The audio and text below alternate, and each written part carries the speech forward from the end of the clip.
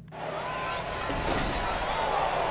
the Oklahoman newsroom, this is an OSU update. I'm Jenny Carlson here in studio with OSU beat writer Nathan Ruiz. Nathan, the wide receiver position, which really over the last 5-8 years, something like that, has been a real strong position group for the Cowboys, looking a little thin all of a sudden, and for a lot of different reasons. But the bottom line is the Cowboys are going to need some added production out of some guys that may not have even played very much. Where do things stand right now as it relates to the overall position, really? Yeah, you look at where OSU came into this season, half of the guys who are on their preseason 2 deep are either not with the team anymore or injured. Patrick McCoffman, Trayson Wallace, both having season-ending knee injuries. Jalen McCleskey, of course, electing to sit out the rest of the season before redshirting and transferring. And then Dillon Stoner dealing with an injury suffered against Texas Tech, and his status remains unknown. So a lot of second-team guys are really having to step up. OSU fortunate to still have Braden Johnson and Landon Wolf, 2 guys who began the season as starters and are continuing such roles.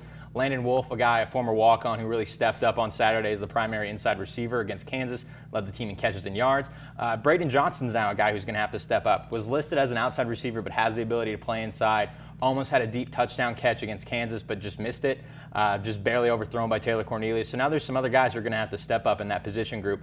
And OSU seems to be confident in them, but at the same time, these are guys who are just untested and don't have a lot of experience. Also, you've got Greenwood, who's been dealing with injury, and his return to the lineup. He's a bigger guy who could fill some of the need there. But it looks like Braden Johnson, Nathan, is going to be a guy that we may see when you talk about guys that are going to see a big uptick in play. I mean, obviously, Landon Wolf starting and the big numbers he put up against Kansas is eye-opening, but you know, Braden Johnson's a guy we really hadn't seen at all, and if last Saturday at Kansas is an indication, he might be the guy that sees the biggest surge in play. Yeah, absolutely. Landon, like you mentioned, was a guy who was getting some playing time before. He was clearly OSU's 5th receiver when Stoner was healthy and Jalen was playing, but now that he moves up and roll, Braden Johnson slots into that.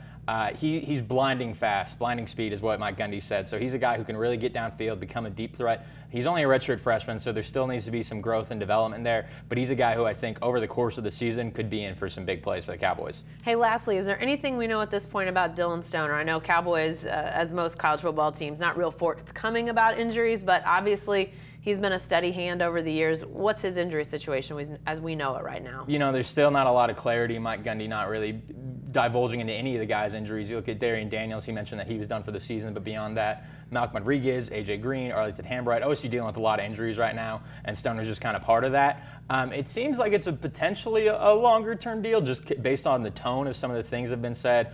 Mike Yurcich referred to Landon Wolf as the inside receiver last week. You hear Mike Gundy yesterday touch on something about them missing half of their 2 deep, and kind of implying that it would be this week too. But you hope that Dillon Stoner can recover. When the injury happened, didn't look too bad, just a slight little pull. But over the course of the season now, OSU's really going to need some other guys to step up just in case he's not ready to go. All right, we'll see what happens on Saturday against Iowa State. 2:30 kickoff up in Stillwater, ESPN2.